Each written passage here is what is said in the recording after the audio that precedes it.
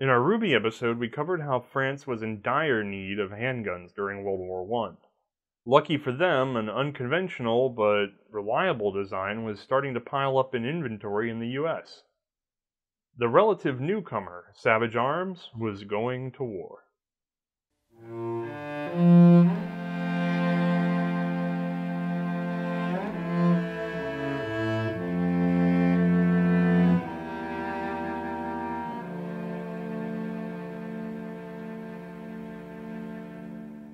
Hi, I'm Othais, and this is the Savage Model 1907 pistol. Let's take this little beauty into the light box. At 6.5 inches long and 1.2 pounds, this is a fairly compact pistol. It chambers the 32 ACP cartridge and has a fantastic 10-round double-stack detachable magazine. Okay, we've really beaten 32 ACP to death, so I don't even know why we're showing this. This little pistol's story starts with Arthur W. Savage, although he's not the designer.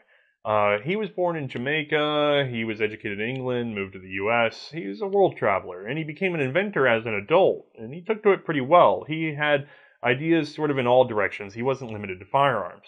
But during the British rifle trials, he gave it a shot, and developed a sort of martini-style repeater with a tube magazine. It didn't fare too well, but it got him curious.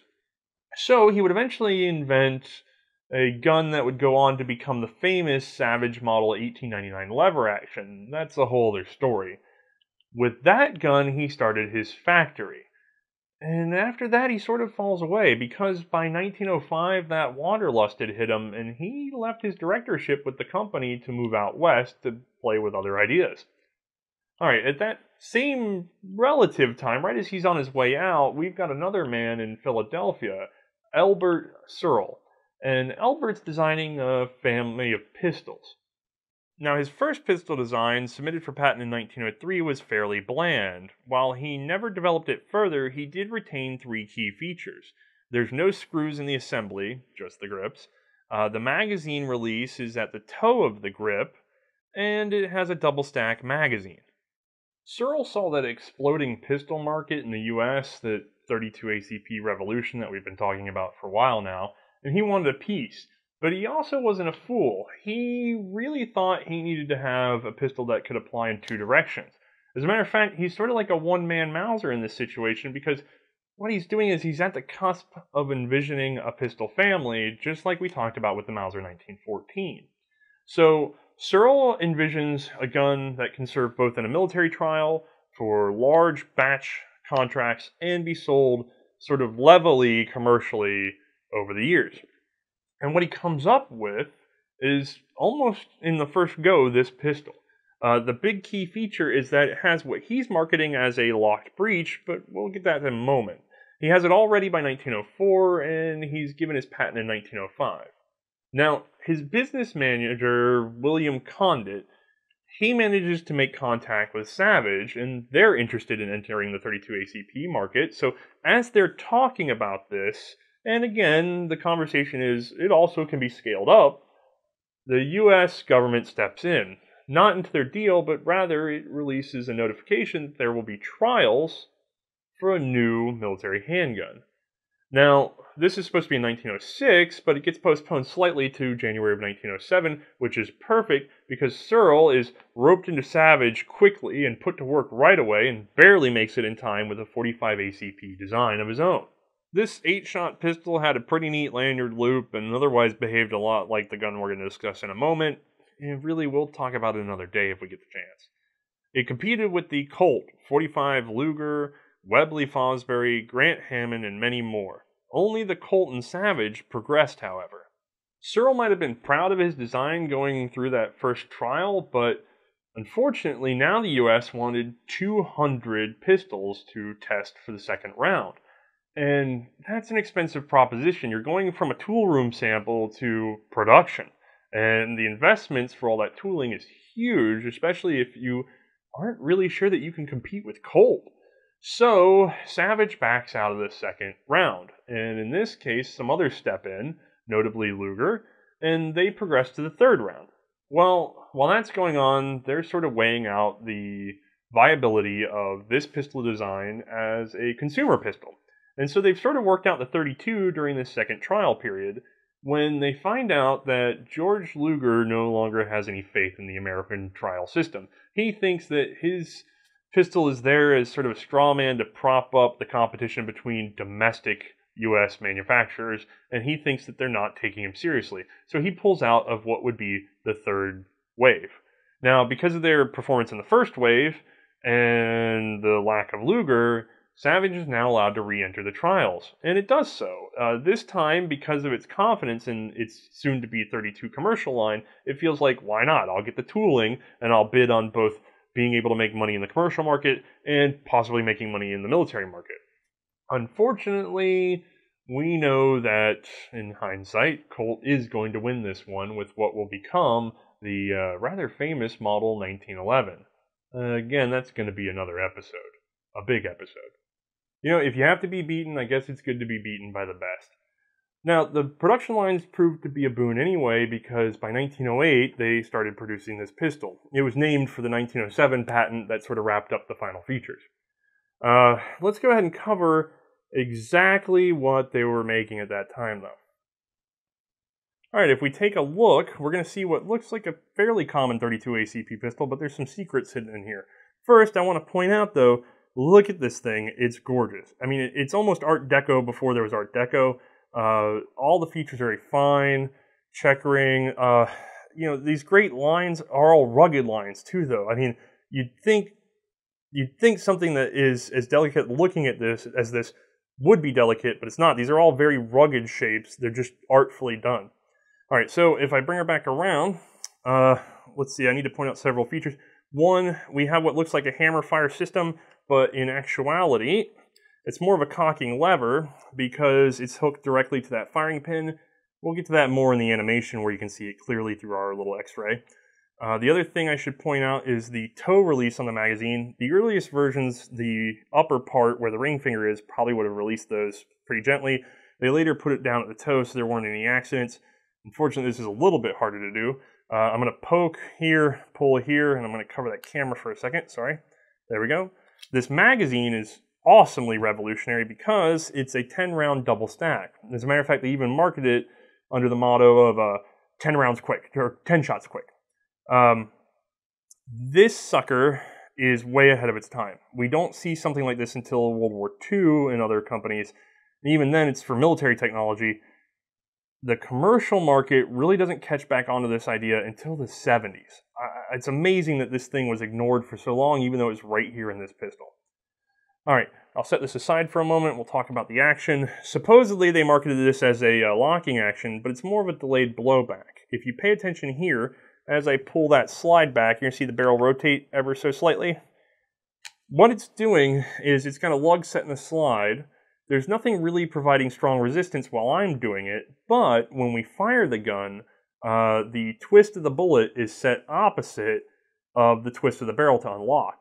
So you have a delayed blowback where the resistance is provided by the twist of the bullet itself. It's really a unique concept. Unfortunately, it doesn't scale all that great. It really is dependent on ammo and ammo type, but it beats the pants off of a simply unlocked blowback pistol. I mean, it still helps to keep more of that gas going out the muzzle than coming out the breech. All right, there's also, on most of these early models, it'll eventually get ditched, we'll talk about it in a moment, there's a chamber indicator here. This guy will actually pop up a little bit when we have one loaded. And then if we flip around, we're going to see our simple safety. We'll see that again in the animation. While I'm sitting right here, though, you guys tend to like takedowns, so let's do that real quick. It requires no special tools. So let's go ahead and get the slide all the way back. I'm sorry, I'll have to twist out a camera to do that. There we go. And then I lock the safety up. All right. Now what I'm going to do is depress this hammer and twist 90 degrees. Oop, a little tricky left-handed. There we go. Right hand's better. Now I'm 90 degrees out, and I'm going to retract this guy. So a little wiggle and pull. And boom, we have our breech block assembly out of there. I'll set that aside. Now we can release our safety and retain the slide. Whoop. She's going to come off the front. And there's our recoil spring and barrel. And we're in. That's all we need. Pretty easy, pretty simple. It's a great consumer pistol. I mean, lovely little thing. Alright, there you can tell there's a lot of finicky parts in here, so instead of me poking at it forever, let's go ahead and get over to animation so you can see just what's going on. Good thing we have 10 rounds to work with. There's a lot going on here. First, that pseudo lock. Notice the two lugs on the barrel. The upper is cammed by the slide as it travels rearward, just a few degrees right at the start. This is resisted ever so slightly by the opposite twist of the bullet leaving the barrel. We have a linear pull trigger. Looking at the trigger bar, you'll see a single spring with a cap and a shaped plunger. The cap fits a slope in the trigger, pushing the trigger bar up to meet the sear. The shaped plunger is part of the disconnect. When the slide retracts, it forces the trigger bar down. This plunger springs out and catches a notch until the trigger is released forward again. See how the trigger bar tilts the sear, freeing the firing pin to fall. That pin drags the hammer along with. The hammer has a tail with a thin projection that slides and a notch in the safety.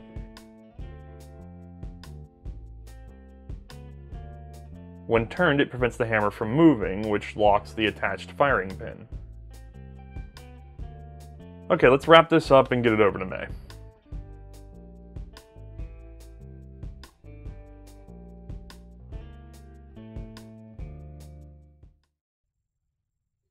Alright, Mae is sick, so you're stuck with me. Oh, she loads the clip.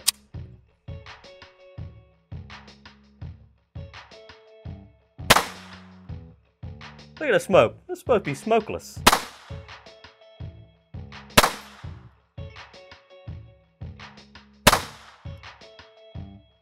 The safety's kind of there. Man, that gun's real shiny. Look, that's what birds see from the top.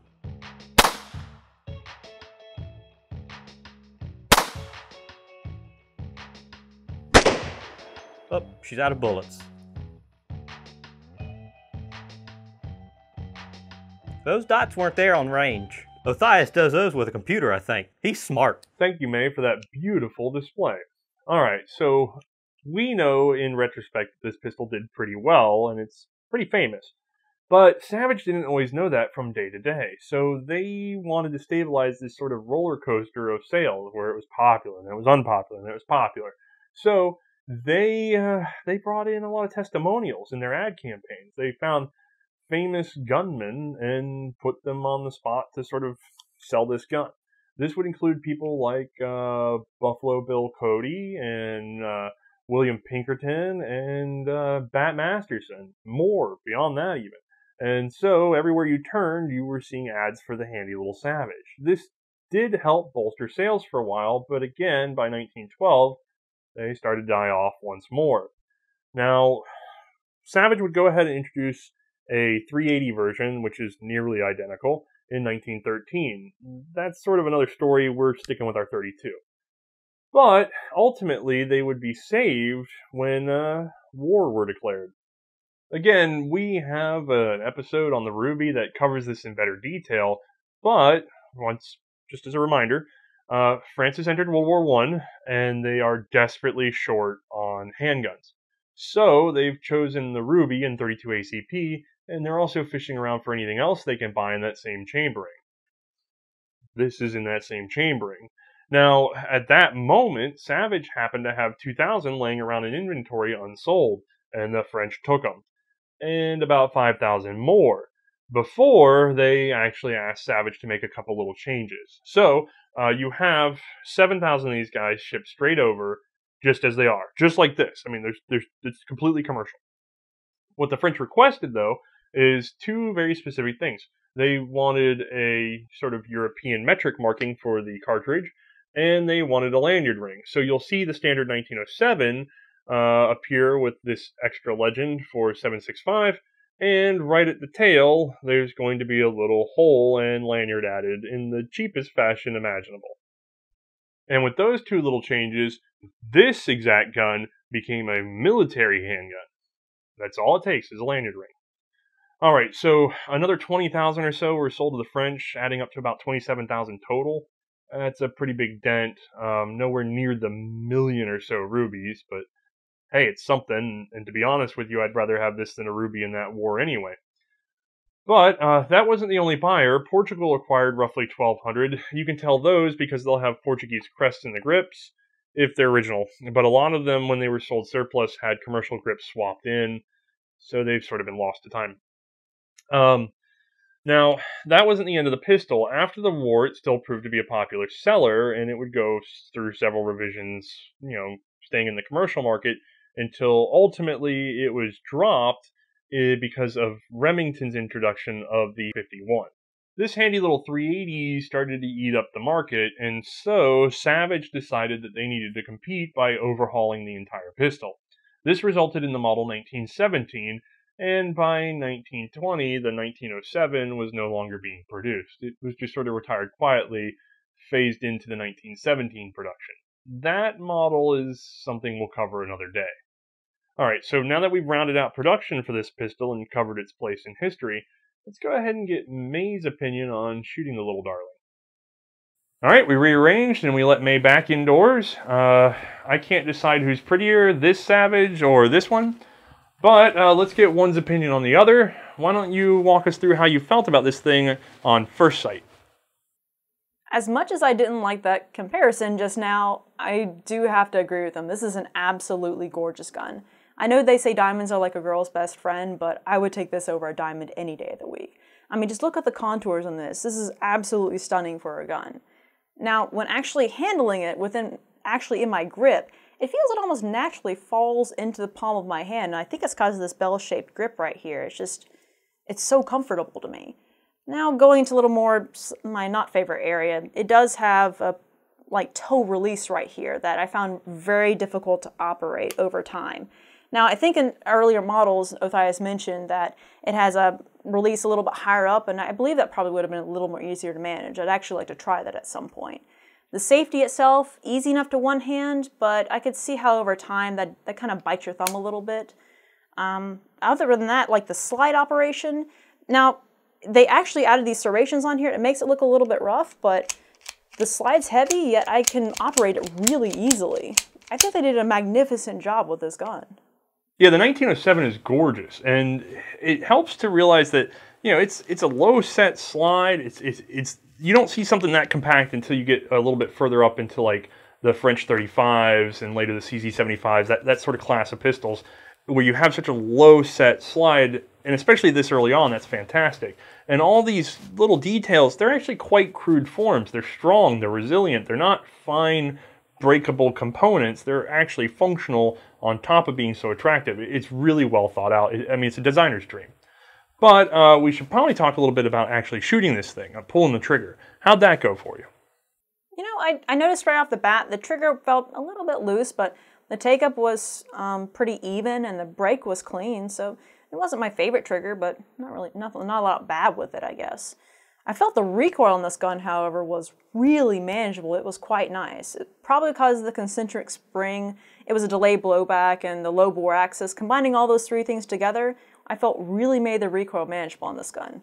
As for the sights, they're small, don't get me wrong, but they're easy to read for me, so I thought that I was able to realign it pretty quickly. So overall, it was a pretty comfortable shooter. Great. Now, another feature of this gun, just quickly for your opinion.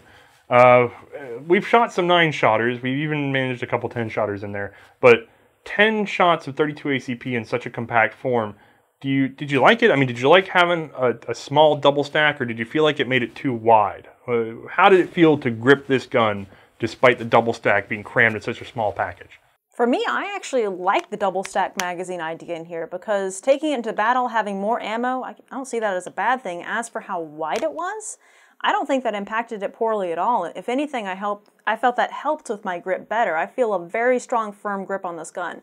I think actually if it had been thinner, I probably wouldn't have been as comfortable with it. It would have bit me a little bit more.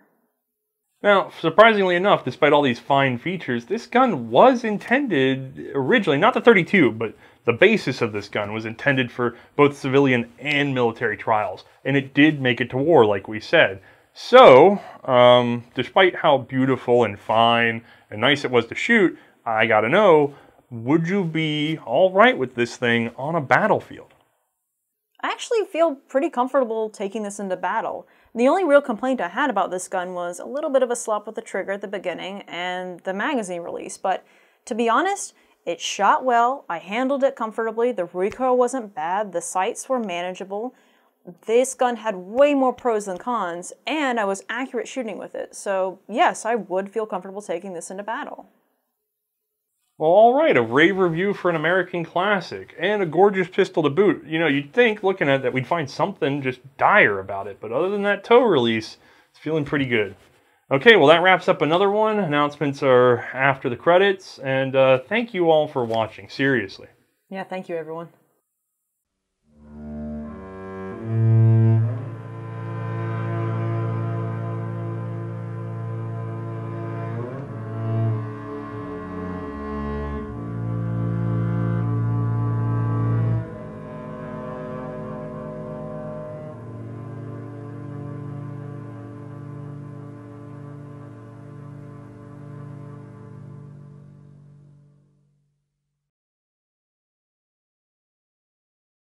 Alright, another quick and dirty update. I'm sorry Mae is out sick, you may have noticed.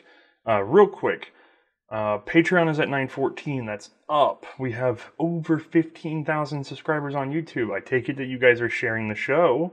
That's awesome, we love you. That's not a huge number for YouTube when we see all the other stuff that's out there, but the fact that 15,000 people have hit a little like button in the course of this little show, which has been very short so far. And by the way, you know, there's the old gun community isn't the biggest community on earth, so it's great to see the interest really there. It warms my heart. Let's see. More on the money that we spent. We have now dispersed over $1,000 in new reading material, and we are being careful to select for the cheapest possible sources and dig around. We are bringing in more and more information for you guys. So much so that in trying to stuff my shelf, I managed to collapse the whole thing. I spent another hour in the garage trying to get wood together to reinforce it so that I could actually stack the books once more. And that's not even with half of what we ordered coming on the way. So that's all going to get translated into more in-depth episodes. You may have noticed that this was the shorter format after the Ross. This was filmed before we knew that you guys loved long format. So happy news. The next one is going to actually break down into a two-parter because it's so massive. We can luckily split it along two different models. It's going to be a rifle, no more pistol for a little bit. So, hooray! Let's see, other things. Everybody try to leave some love for Jay in the comments. He filled in for Mae while she was sick. I think most of you probably noticed that during this episode. And before I get any hate mail on it, yes, he knows the difference between a clip and a magazine. He's just messing around. That said, yes, that really is his real accent. And I want to say it while I've got everybody's attention on him. Jay is really the third leg of our tripod. He's there every time we film. He's been a huge help. If you loan us guns, he's going to be your point of contact. He's a wonderful part of this project. He's just awfully shy. I think that's really about it. Last thing. The Savage was the last of our sort of pile of 32s from one beautiful, beautiful 32 collector. And big help, big loaner, wonderful man. Mr. Evans, everything's on its way back. And he was our sort of experiment. Some of you have offered us some loans that we've sort of paused. We haven't turned them down. We've just said, hold up, we got to clear what we have. And that's because we learned a lesson with Mr. Evans, which is that we can only animate so fast, and we can only do so much of one thing at a time. So if you loan us a bunch of the same class of thing, we got to intersperse it with something else so you guys get bored. So we appreciate his patience, and then going forward, we're going to do much smaller batches, and we're going to try to break up the classes of things that we borrow, because you can't just do 32s all day long. Now, for those of you that love the 32s, don't worry. There's still going to be plenty of them because there were plenty in the war. We pretty much have to intersperse the little suckers every third episode at best. For those of you that hate them, I'm sorry. They were in the war. We have to intersperse them as best we can. But that's really about it. They're beautiful little guns for us because they sort of help with filming. They go by quickly and the editing's a little faster. They're really an integral part to us being able to balance the larger episodes, like the one that you're going to get next. And then the one after that's also going to be very large. So I hope everybody's happy. Once again, I know I say this a lot, but thank you all for being viewers. Thank you for being supporters, patrons, for buying posters, those sort of things. It's all super important. It all keeps us moving. I love you all. Oh, and with the holidays, I've been a little scattered. So if you were in communication with me about anything and I sort of fell off, just give me another poke. I try to get back to everybody. I'm sure somewhere along the line I've forgotten somebody something. You're not unimportant. I'm just swamped. I try to answer all the comments, all the emails, all the everything. All right. Thank you one last time, and see you guys in 2 weeks.